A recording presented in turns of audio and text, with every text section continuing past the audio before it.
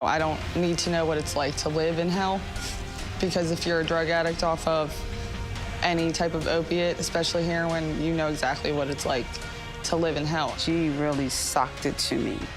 She really made me look at myself to make me understand that I was not a victim. November 21st was when I woke up, knocked out without a drug or drink inside of me.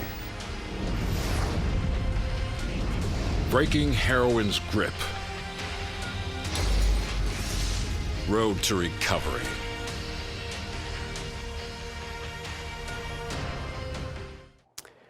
Good evening and welcome to our special presentation, Breaking Heroin's Grip, Road to Recovery. I'm Jeff Salkin from Maryland Public Television. Joining me, MPT's Charles Robinson. Over the next hour, we will explore ways that people have found to beat the scourge of addiction. We want to let you know that if you or a loved one is dealing with addiction, you can get help by calling the 1-800 number, 1-800-422-0009. And that's going to be available during our entire program, and experts will be standing by to tell you where you can find help. In an emergency, of course, call 911. Now we will meet 3 local people in recovery from addiction. They have powerful stories to tell. Breaking Heroin's Grip, Road to Recovery is made possible in part by Chesapeake Employers Insurance, a proud sponsor of this program and its message of hope and recovery. We champion workplace safety and strive to prevent the devastating impact of opioid abuse and addiction affecting Maryland injured workers and their families.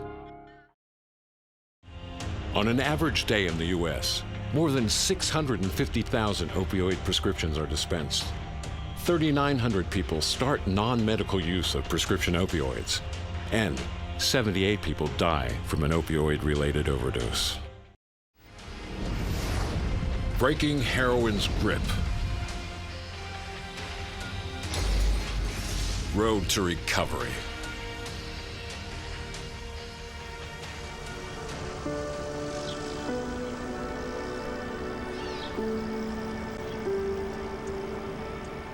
My background is home building and land development. In 2008, when the economy really went bad, work stopped. I had to lay all of my 14 employees off. Unfortunately, I was going through a very long, bitter divorce, and my oldest daughter had basically run away with a young gentleman who turned into being a heroin addict and got my daughter addicted to heroin as well.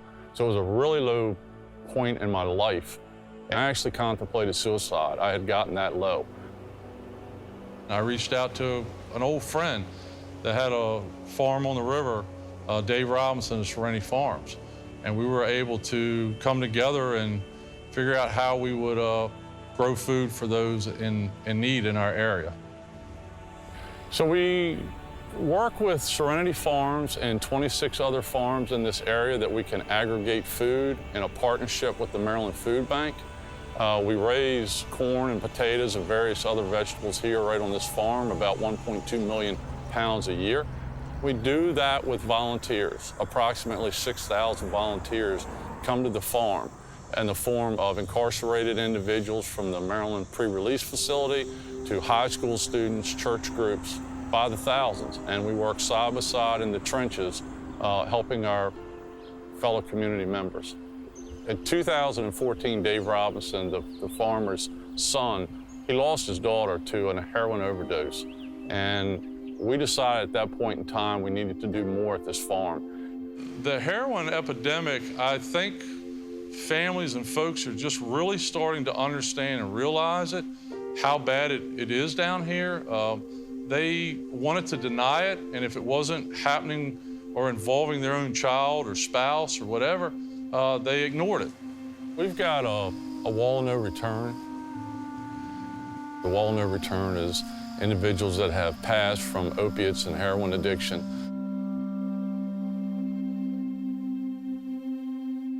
The wall of second chances are incarcerated individuals that are getting a second chance in life. We bring school kids out and sports teams and church groups. And it's an opportunity for us to share what path in life are you headed towards? What wall in life are you headed towards? Is it something positive or is it something negative? My oldest daughter, Lauren, was an addict for 7 years. It was a very trying time. I actually made the statement to her one day, today I give you back to God. He's either going to use you or he's going to take you. And thank God he's using her, and she's speaking now and doing things for the community.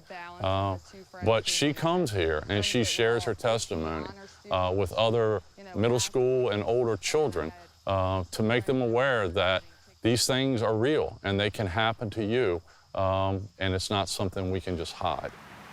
And hear all the cool kids that I thought I was hanging out with, 20 of them, of my close friends, are on that wall. Today's a really hard day for me, and my dad, I don't even think remembers this or knows that that's today, but one of my best friends, Nick, died today, last year, of a heroin overdose. 20 of my close friends, that's not even all the people that I know, I have buried in 5 years. Nick was a star baseball player. He could have gone anywhere to play baseball. And he's not here. And 2 months after that, I buried our other best friend out of our group, who was a star football player. Like, it doesn't discriminate.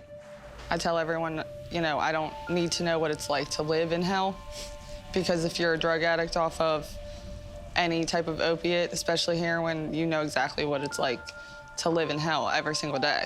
Money, it kind of makes me like sick to think back at all the money that I've spent.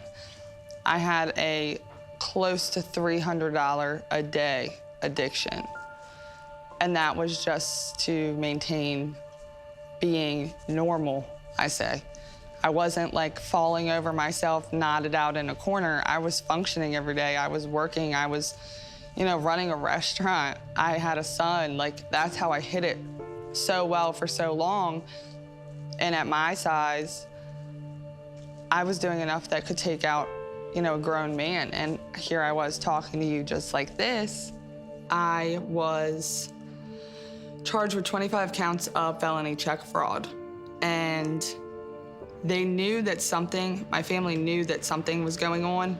They didn't know that it had escalated to heroin. Everyone just was shocked. And they said, you know, we're gonna help you get into rehab. We're gonna do this one time. We're not gonna do this in and out, you know, 15, 20 times. We'll help you this one time. And one time turned into 5 times because they're your family. Like, they knew it wasn't me. I'm still the daughter, I'm still the granddaughter, you know. I'm still a person. I just have this problem, and they were there every step of the way. I was in rehab in Dallas, Texas. I got home, and I was home a week. They knew that I'd come home earlier than what I told them because I wanted to have one last hurrah, we'll say. There's always one more as a drug addict, one more. And they found out, and I was put out of my dad's truck on the side of the road, pouring down freezing rain, you know, 10 degrees. It was January, with my suitcases. And he said, Lauren, I love you, but I will not love you to death. I won't do it. So we took her suitcase and put it on the sidewalk, and I asked her to get out of the vehicle. And I told her, I will always love you, but tonight I give you back to God. He's either going to use you or he's going to take you. And later on, I found out that night, she tried to commit suicide by the most lethal injection of heroin that she could take. She woke up 6 hours later and was actually disappointed that she was alive. And that would have been something I had to live with. But we tried everything, we'd exhausted everything, and we just got to the point where we had to turn it over to God. Trying to overdose on purpose, I feel like, was like my rock bottom, but it wasn't like an aha moment to where it was my rock bottom that got me clean. Like, on a personal level and on a spiritual level, that was my rock bottom, and getting arrested was like my saving grace in a way. I sat in the cell, and I just remember looking at the walls, just awful walls. And just saying, what am I doing here? Like, what am I really doing here? This isn't who I am. This isn't how I was raised. I really was forced to take a look inside myself because you don't have any other choice. You're not going anywhere. I can't talk my way out of it. You know, I did this. I have to face these consequences, but until then, I have to figure out what is wrong within myself that I'm trying to fill, that I can't fill. And that is really, they say everyone has a spiritual awakening, and mine was in a 6x6 jail. I knew it was genuine because it went from this scared voice in the past of get me out of this jail to a resolve, almost like a peace and a calm. Like, I'm gonna get through this. I'm gonna make this. I'm gonna make something of my life, and I really want to help you with what you're doing, get this word out to all the school groups and stuff that are coming to the farm. I went to rehab after I was in jail. They allowed me to go to rehab, and that was the first time I was in a treatment center that wasn't specifically like 30 days and you're out. This treatment center was the first one where I stayed long term. That's what I always tell people, the longer you can stay, the better. And I was reintroduced to society in a structured way, along with AA and NA, the 12-step programs, along with, you know, sponsor and peer support. You know, slowly but surely, I had to get a job, and you have to work, and they control your money, and they start to teach you basic things, and that's really, I know, what helped me a lot.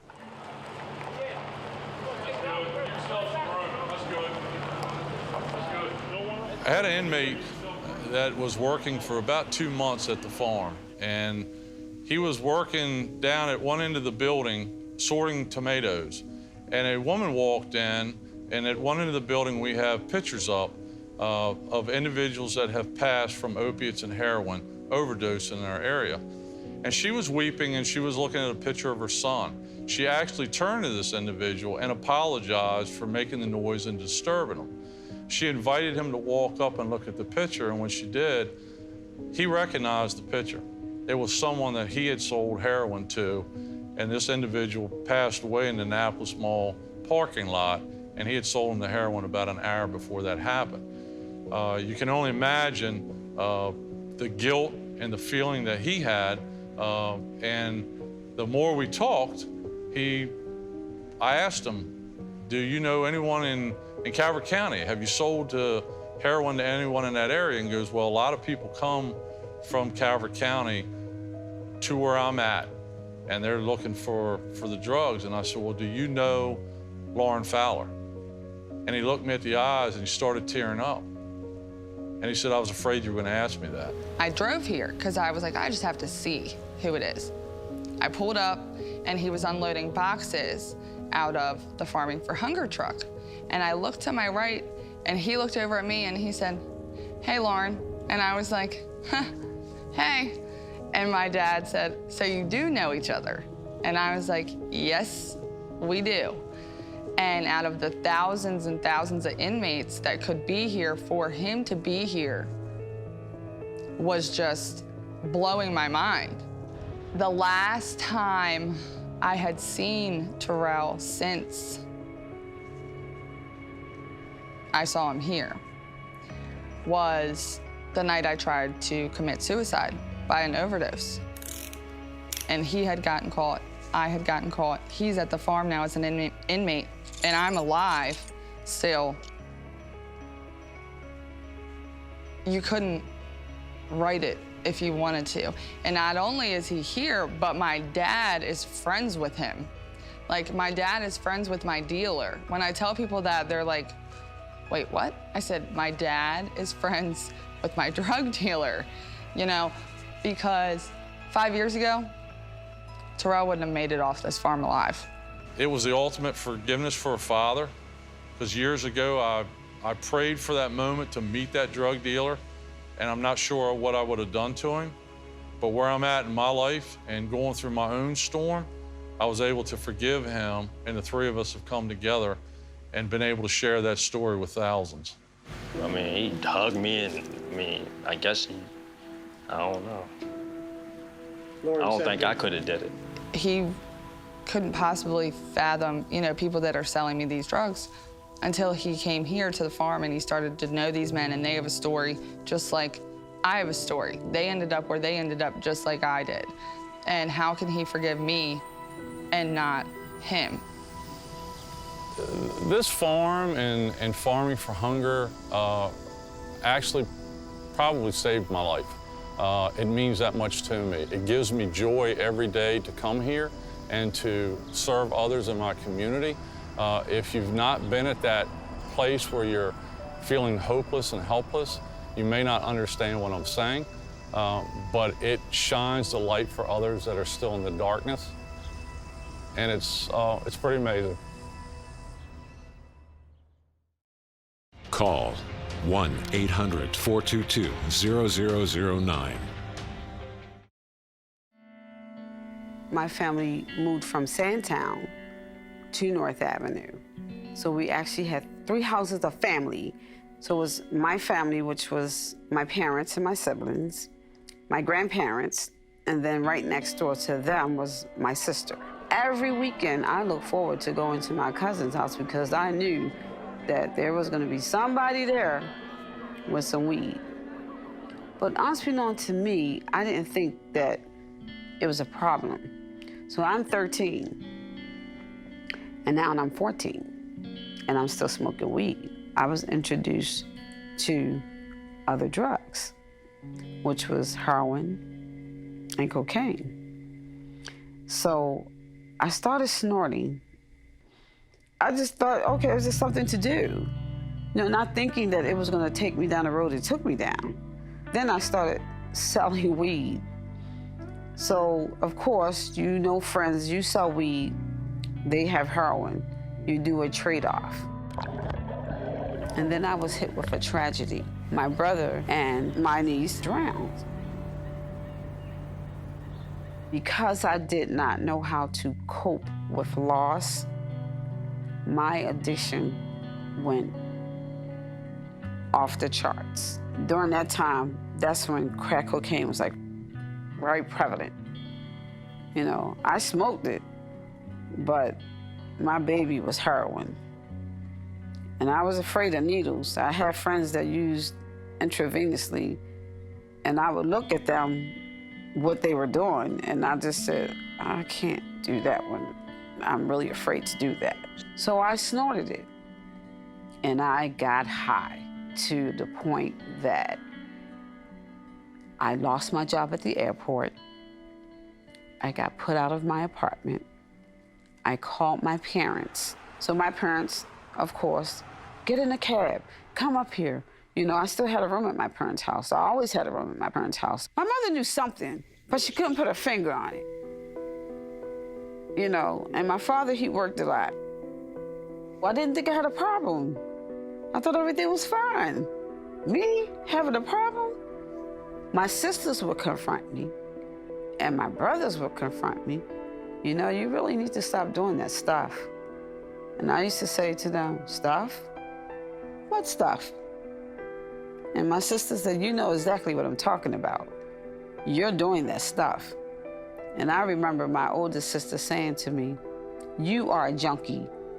And I thought, how dare she say that to me? I'm not a junkie. I don't know what she's talking about. It was one particular night that I went over the top. I must have snorted so much heroin that I was very out of it. I ended up having a nervous breakdown. My mother couldn't figure out what was going on with me, but all I kept saying to her, you just really need to call my brothers and sisters. And she did. And they came, and they still couldn't figure out what's going on. But one of my sisters that I'm very close with said, it's about to happen. She's getting ready to commit suicide. And I was. I was very suicidal and very homicidal and hallucinating really bad. I kept thinking, I have to do one more hit of heroin.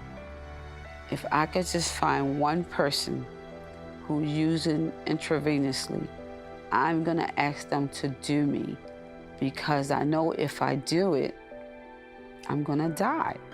And that's what I wanted. I wanted to die. I didn't want to live anymore. And Jacina told my brother, take her down North Arundel Hospital for detox. It was getting close to 3 days, and I had to leave. And I said to the counselor, I can't go home. I'm afraid to go home. He said, why? I said, well, you know I drink. My parents, they drink beer. Can't go there. Had a cousin next door that got high. I couldn't go home. It wasn't conducive. I said, so can you send me someplace else? He said, sure. Let me check to see what's available. He said, we found your place. I said, okay, where? He said, the Hope House, which is in Crownsville. I said, okay, I'll go. 28 days inpatient, right? I went, and my counselor's name was Darlene. And she really socked it to me. She really made me look at myself to make me understand that I was not a victim. Darlene did this crap to herself. We had to get up early in the morning and take these walks around Crownsville, and I couldn't understand what was that about, but it was part of the meditating, learning to breathe air, learning to know what it's like to be without the drugs, the lifestyle. And I started learning about addiction and what it would do to you and the dynamics of it. I said to myself, one day, I'm gonna be able to help somebody because somebody reached down and pulled me up. And I said to my counselor, it was close to 28 days, time for me to leave. Here we go again. I said, I can't go home. She said, what do you mean you can't go home? I'm afraid to go home. My neighborhood that I grew up in was known for drugs. I mean, everybody knows that. North and Poplar Grove and Longwood at that time was hopping and popping with the drugs. And I was afraid because I knew that if I went back, I wasn't gonna make it. So she said, what do you want to do? I said, is there another place I could go to? She said, well, let me check. She made some phone calls. She said, there is a place. It's called the Tar House, but it's in Georgetown, Delaware. So I said, okay. It was a long-term residential center for women who were addicted. So I went to the Tar House, and I stayed there for like almost a year before I came back to Baltimore. And part of the criteria was that you had to get a job. And I was like, a job? I haven't worked in God knows forever. I wouldn't even know what it's like to have a job. So I went to the Purdue plant, put in an application, got the job. And I did that for a very long time. And I met other women from all walks of life, women who came from rich families, women who were prostitutes, women who were arrested. But the thing I didn't do was judge them, because you know why? I was just like them, an heroin addict. But I had weekend passes where I would come home, and I went and visit my homegirls, and they were getting busy. Some was firing up, some was snorting heroin, some was drinking. They never even paid me any attention that I was even there. And I got out of there so fast, like a bat out of hell. So my first year clean, I had a miscarriage at 2 months. And it was very painful. I got through that miscarriage. So here comes my second year clean. And I carried my daughter to 8 months. And I remember saying to my fiance at that time, I said, I haven't felt the baby kick in a couple of days. Went to the doctors. Dr. Alley checked me. He said, something doesn't seem right. So they induced my labor. And when she came out, she was dead. And I was devastated, so devastated. I went to my mom's, and I remember sitting in my room saying, well, I should just go get me a blast. And this little voice said, no, you don't want to do that, because if you do that, you know what's gonna happen. All the other demons are gonna come. Mr. Heroin is gonna come back for you, and you may not make it back this time. So I didn't. My third year of sobriety comes up. I get pregnant again. And I'm about 4 months. They do a sonogram and say, your baby's not in the sack. And I'm like, what? At this point, I am at my wit's end. And I'm thinking, what is going on? So my mom says to me, she sits on the edge of the bed and she puts her hand on my shoulder, on my leg, and she says, God's not gonna put any more on you than you can bear. I don't think I can bear anymore. And my mom, she stayed with me through it. And she said, it's gonna be okay. So, year number 4 of sobriety. During this time, cell phones were nowhere in existence. It was pagers. You go to the phone booth around the corner, I call, like, what's going on? Mom's passed out. The ambulance took her. We think she may have had a heart attack. We don't know, but meet us at Liberty Medical Center. Doctor comes in, and his bedside manner is awful.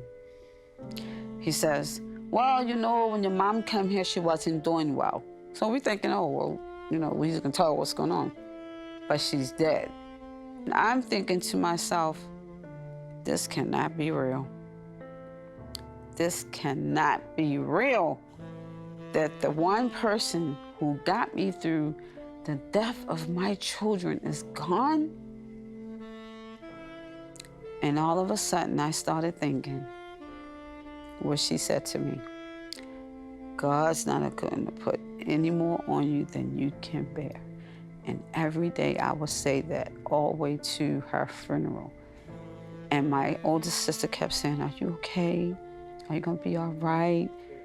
You know, because they was worried about me. Nobody knew what I was gonna do, because I had been through this trauma. And those are the things people relapse over, trauma, because they can't handle it. But the reason I was able to handle it, because I had a sponsor, I had my home group, I had my NA meetings, I had my AA meetings, and I had a foundation of people who were in recovery to help me get through. And I got through that. Life just kept going forward for me, and it's still going forward. I went back to school, and I got my bachelor's degree. And that's how I became a counselor. And out of my story, here I am, 25 years, clean and sober, uninterrupted from heroin addiction. So for someone to say that people don't recover from heroin, that's a lie. I'm living proof of it. Yes, they do. But you gotta put the work in there. You gotta do the work. If you don't do the work, it's not gonna happen. And I work on myself every day. Call 1-800-422-0009. I did graduate high school, But I also graduated high school with an addiction to pills. Back 2004, 2005, there was a big craze of Oxycontin. But the problem with that Oxycontin habit is that you need to wake up with it. You need to go to bed with it. And you need to maintain a certain level so you don't get dope sick, as you would call it. Heroin became part of the scene after senior year, probably when I was 19, right out of high school, the year after high school. And then the prices for prescription narcotics shot up to an astronomical rate that why would I pay $1 a milligram for something else that only costs this amount of money for this, and it would last me 2-3 days. So I'll take the $50 and make it last me 3 days. The heroin had the association where it could also be snorted. And snorting heroin is where it began, because that's the way I did all my pills. And then I had a friend that was doing it, and he's dead today. And he was the one that first introduced me to the needle. And when he put it in me, it was the most amazing feeling. There was no problems. I could solve the world crisis. I would be the next Nobel Prize winner. I would come up with all these wild ass ideas that nobody could think of. I thought I was the man. The feeling overtook my fear because I knew what was going to happen. When you can't get up and go to work because you're sick and you done spent all your money all weekend, you need to get well. And to get well, the quickest way to get well is forgery, stealing. That's quick, easy money. And then I would go pawn it, sell it, whatever the case is, and I would go and get well and make up some lame ass excuse to my boss and tell him, oh yeah, whatever it would be, flat tire, ran out of gas, I won tickets to go to the zoo, I was here, I did this, my dog died, whatever the case was, there was always an excuse when I was sick. Stealing and stuff caught up with you. And that's what I call charges. You know, first charge was forgery. And issuing false documents, white collar crimes, as the judge liked to call it. Just kept writing letters and beating the system because I still wanted to do it my way. I didn't care about that my family noticed a change in me. I didn't care about anything else in life. In 2010, I really caught the felonies that affected my life today, that hinder me from going to job sites and stuff like that. Burglary, theft, second-degree burglary, first-degree, all that stuff, home invasion, everything that you can imagine that goes along with breaking into someone's house, I got charged with. And I moved up in the company to foreman and like assistant superintendent, helping out different job sites, got the little company vehicle, cards and everything else. And when they called on, I got laid off. They just said, work's slow, and work wasn't slow. I left the company, and then what did I do? I resorted back to my old ways. I knew how to steal, I knew how to break into houses, I knew how to get fast money quickly and get my day. And that behavior became routine to the fact of that was my job. Get high, go steal, do it all over again, every day. Rock bottom changed every time. Like rock bottom when my father wouldn't talk to me, when I got in trouble, when I got on probation, when I lost my girlfriend, when every rock bottom that I thought I had was not there. There was no rock bottom for me.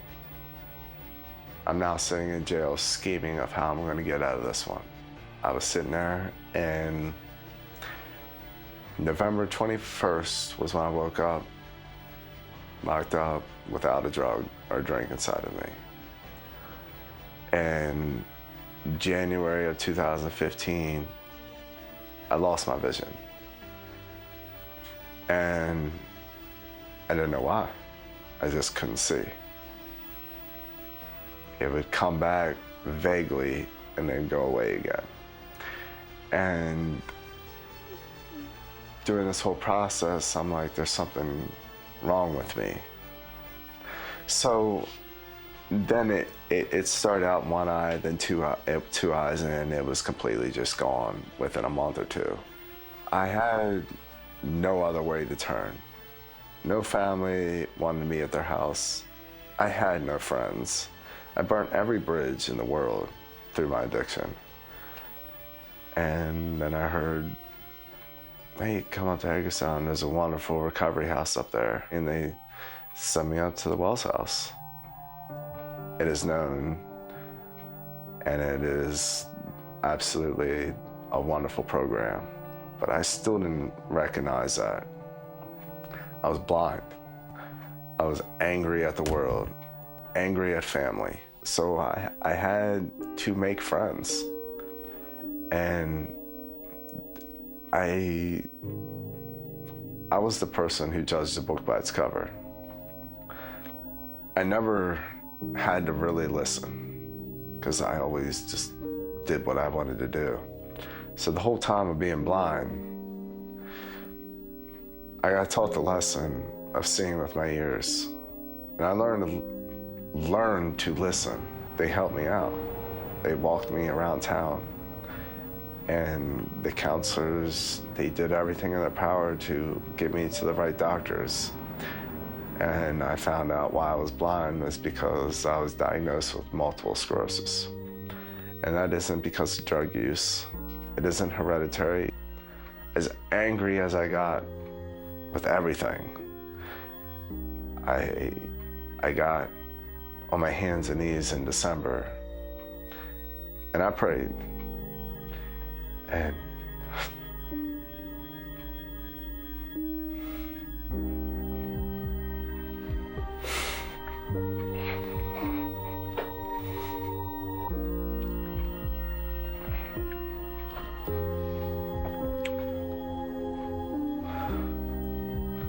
I said, God,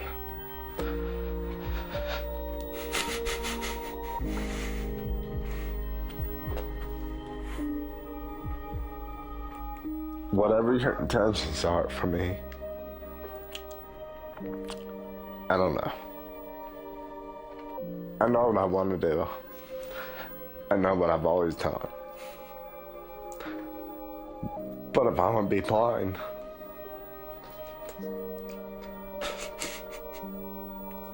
I need some help. And that's where I really let myself go and try something that I never done before. And that was the 12-step recovery program. It allowed me to see what RJ always did, why he did it. And it showed me humility.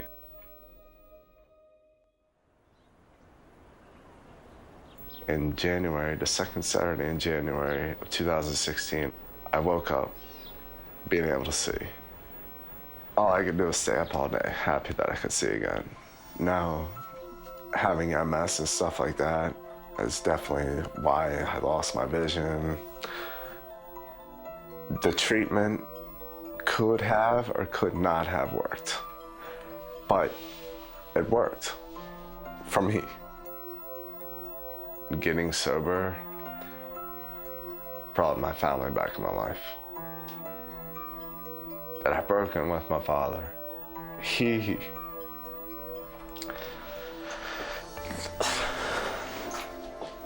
loves me with all his heart. I have broken man's heart.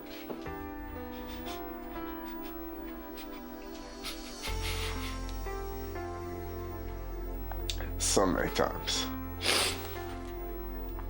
And I got to have him back in my life.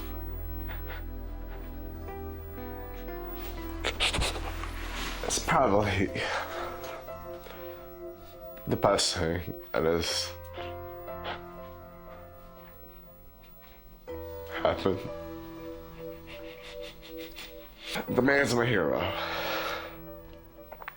I told him if I could be half the man you are, I'd be doing something in life. Yes, cliche of the getting blind got me sober.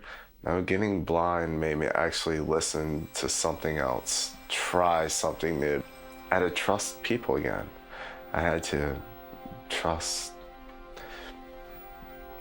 and I had to listen, because RJ, you need to stop talking because you don't know it all. Today, I'm the maintenance technician at Bethel Gardens, and I love it.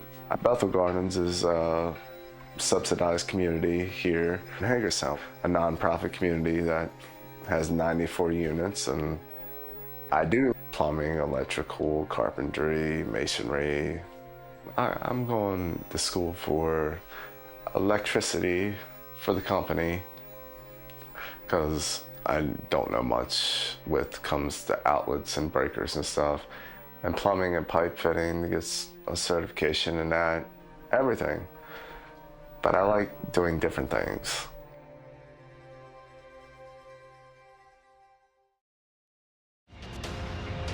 For more powerful stories of recovery, go to breakingheroin.com.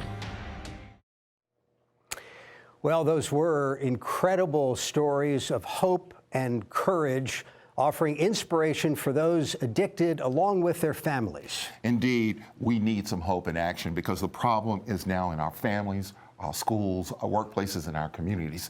Tonight, we have professional addiction counselors who can answer your questions. Please call 1-800-422-0009.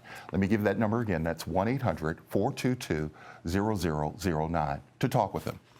Here is Dr. Barbara Bazron of Maryland's Behavioral Health Administration to talk about the counselors who are standing by to answer your questions. The Maryland Crisis Hotline is a mechanism that the Behavioral Health Administration uses to connect people who are in crisis to the services they need. The persons who operate the crisis hotline are trained professionals who have training in substance use disorders, mental health disorders, as well as crisis management. The professionals who answer the crisis hotline handle a myriad of issues and problems. Everything from individuals who have suicidal thoughts or have made a suicidal attempt, to individuals who may be having a drug overdose, to those who may have other mental health or substance use problems, or who are just trying to connect and identify the services they need. And joining us now in the studio is Dr. Ingvild Olsen, Medical Director at Behavior Resources Incorporated and Reach Health Service, a comprehensive outpatient addiction facility in Baltimore.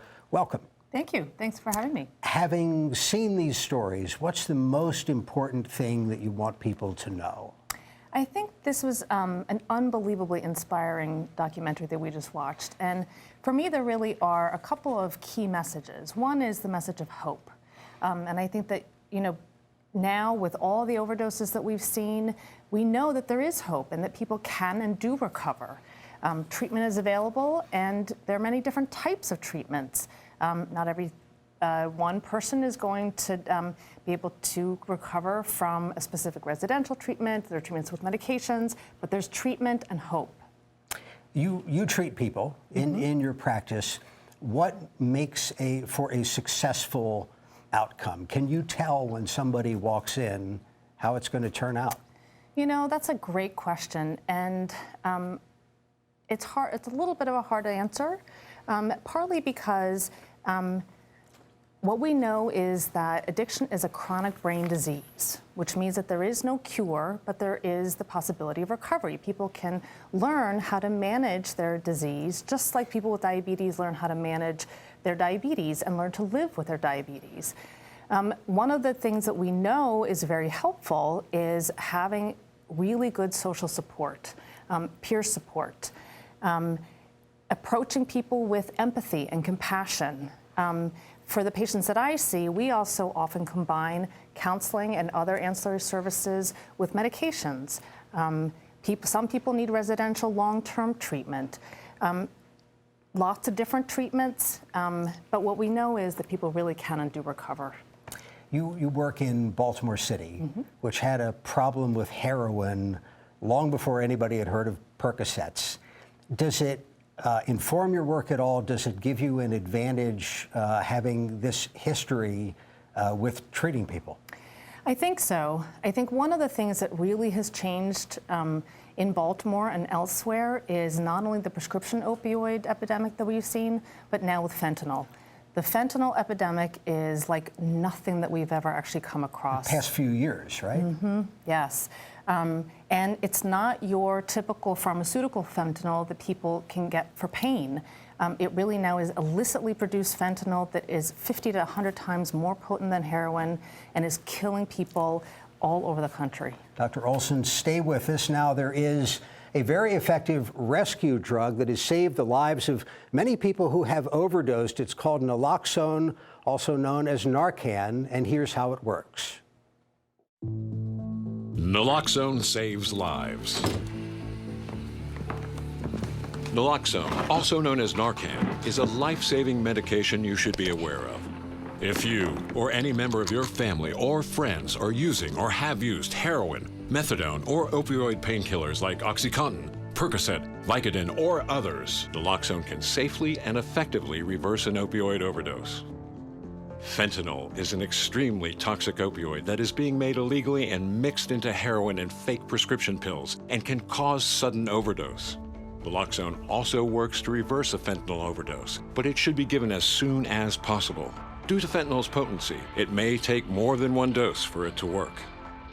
Naloxone does not cause addiction, nor will it enable someone's drug use or addiction, or give the user a high. And Naloxone will not cause harm when used correctly, even if the person is not overdosing. There are two ways to get Naloxone. Ask your doctor for a prescription, or better yet, get simple training from Maryland's Overdose Response Program. They'll give you a certificate, and your pharmacy will dispense Naloxone to you without a prescription. Welcome back, Dr. Olson. I want to talk about this drug, Narcan. It is literally a lifesaver, is it not? Absolutely. I think, Naloxone works by really reversing an opioid overdose. So if someone is stopped breathing because of the opioid that they've taken, Naloxone will kick that opioid out of their system and wake them up.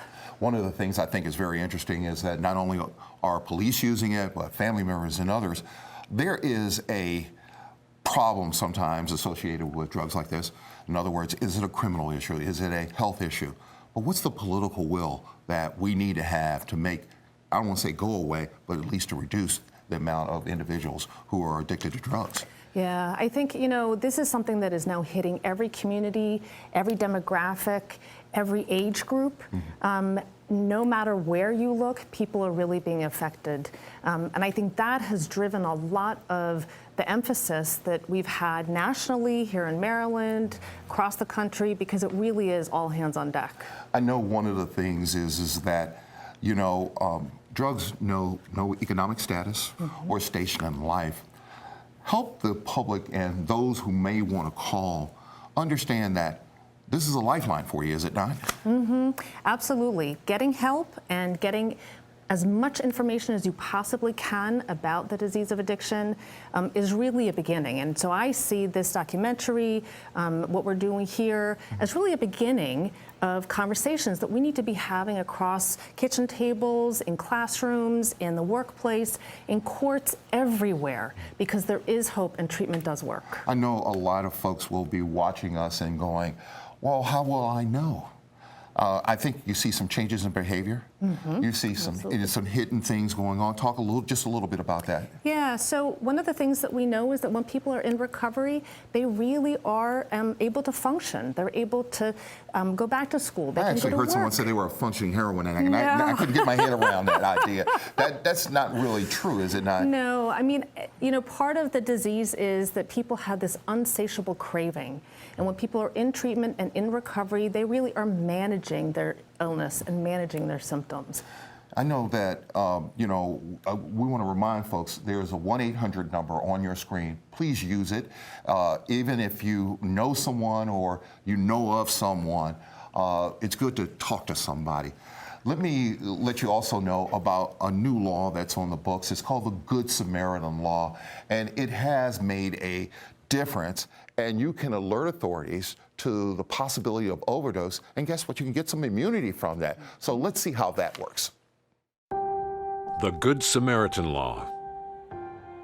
Some people may be so fearful of the police that they don't call 911 for help in an overdose situation. But if you call 911 to assist someone that overdoses, you're protected by Maryland's Good Samaritan Law.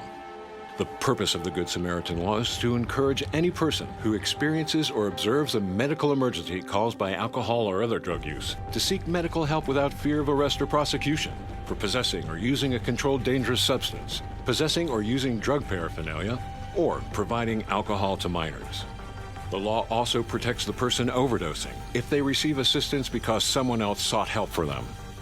The law does not protect you if you witness a medical emergency and are not helping. Make the call. Save a life. Back now with Dr. Olson and the Good Samaritan Law. How do you see that come into play with individuals who are referred for your services? Absolutely. I mean, we have a number of individuals who have experienced overdose and have been revived with Narcan, or who also actually have revived others with Narcan. So it certainly is something that we know is life-saving. Talk for a second about the availability of care. People hear about the shortage of treatment facilities, treatment beds, difficulty with insurance companies in terms of accessing care. From your perspective, how is the availability? I think that the availability has gotten much better in the last few years under the Affordable Care Act and with Medicaid expansion, at least here in Maryland. We certainly do need still residential treatment facilities where people can actually go not just for their opiate use disorder, but for other substance use disorders. And treatment on demand is still something that we lack everywhere in the country. And that means that when somebody is ready for treatment, when they've gotten that moment, they need to be able to access it. So what advice would you have for somebody who is in that moment, needs help, knows they need help? What do they do? So right now, they can call the number, the 24-hour crisis hotline, and there are, in Maryland, there are numbers like that. Other places, there's a national hotline, local health departments, really anywhere they can walk into emergency departments, really getting access to help. A few seconds on the stigma of addiction. Is it a concern for the people you treat? Absolutely. And I think that is one of the things that I would really encourage all healthcare professionals who are watching to really think about this. This is a disease. We need to be talking about this as a disease. And so words like even clean and dirty, I'm not a big fan of, because when people have a chronic brain disease, they're not dirty when they have that disease. Dr. Olson, thank you very much. Now here's a message from Lieutenant Governor Boyd Rutherford. Good evening. I'm Lieutenant Governor Boyd Rutherford. The program that just aired contains powerful examples of how the nationwide heroin and opioid epidemic is affecting our state. The crisis affects Marylanders in every corner of the state, and from all walks of life. Throughout the program, information was shared on how you can find help with a substance use disorder. The influx of such potent, lethal substances, including fentanyl, means a user's next dose could end their life. If you or someone you love is struggling with addiction, please seek treatment while you can. Thank you. Well, we hope this program has given you hope and information about this harrowing epidemic and how you can help a loved one. We want to remind you, you can call 1-800-422-0009, 24 hours a day, 7 days a week for help. That's 1-800-422-0009. If no one picks up immediately, well, it's because of this broadcast. Hold on and just let it ring just for a little bit. And of course, if this is an emergency, let me remind you, call 911. We hope that by learning more and getting answers to your questions, you can make a difference. We thank you for watching Breaking Heroin's Grip, Road to Recovery. Have a good night. Breaking Heroin's Grip, Road to Recovery is made possible in part by Chesapeake Employers Insurance, a proud sponsor of this program and its message of hope and recovery. We champion workplace safety and strive to prevent the devastating impact of opioid abuse and addiction affecting Maryland injured workers and their families. In 2014, more than 240 million prescriptions were written for prescription opioids, more than enough to give every American adult their own bottle of pills.